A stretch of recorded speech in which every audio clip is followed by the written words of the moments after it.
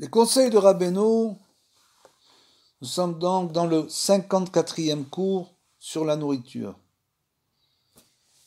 Keshe Adam ochel achila yetera. Comme on l'a dit précédemment, quand un homme mange plus que de mesure, il va donc manger du superflu.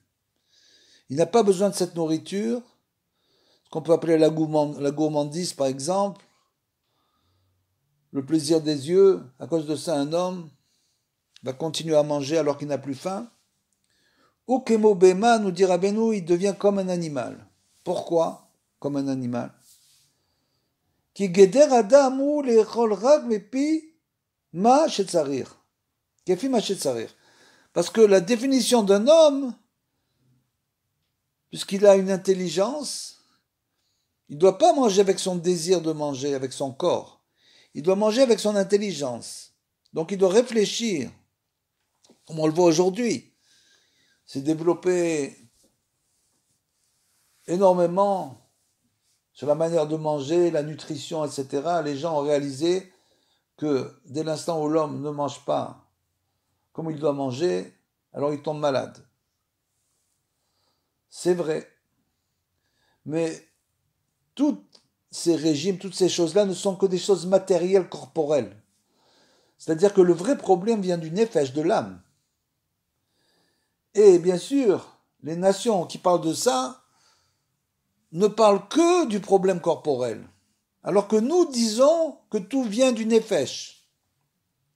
Donc quand l'homme décide, après réflexion, étude, ce qu'on en fait, c'est l'étude qu'on fait en ce moment, et après avoir intériorisé toute cette étude, il décide que finalement, il comprend qu'il doit changer sa manière de manger, il doit changer sa manière de voir le monde, il doit changer ses désirs. Quand il mange plus que de mesure, à ce moment-là, il devient comme un animal. Qui geder adam, parce que la définition de l'homme, c'est l'echol rag mefeshet sarir. L'homme, comme on l'a expliqué, doit manger uniquement ce qu'il doit manger avec mesure. Ne pas dépasser la mesure. Ou kshechol yoter, ou maase behema mamash, nous dit Rabbeinu, et quand il mange, il se goinfre, il devient comme un animal. Mais al yedeze sheochel achila yetera, al yedeze ba choli akadachat rachman islam. Et le fait qu'il mange beaucoup entraîne chez lui des maladies, bien sûr, on le sait. On sait très bien maintenant aujourd'hui, d'après la médecine, que celui qui mange trop tombe malade. Mais pour l'instant, les nations n'ont pas encore fait la liaison entre le nefesh, l'âme et le corps. On se dirige vers là, mais la médecine n'a pas encore réalisé que l'homme ne tombe pas malade à cause de son corps, mais bien à cause de son nefesh. Donc c'est sur le nefesh et sur l'âme qu'on doit travailler, sur les désirs. Quand on dit les désirs corporels,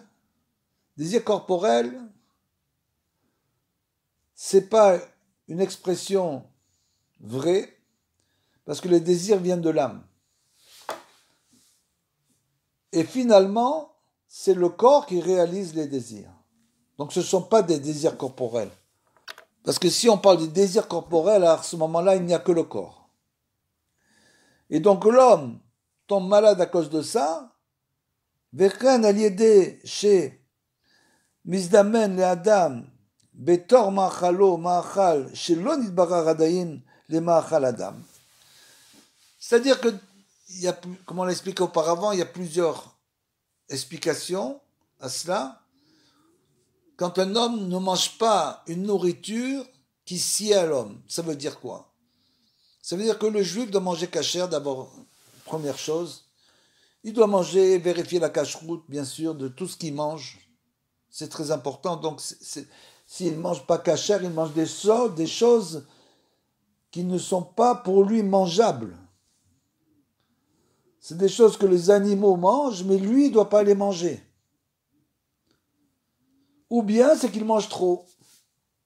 Ce superflu-là n'est pas une nourriture qui lui sied non plus. C'est-à-dire que dès l'instant où l'homme ne mange pas aussi une nourriture qui est pour lui, il tombe aussi malade.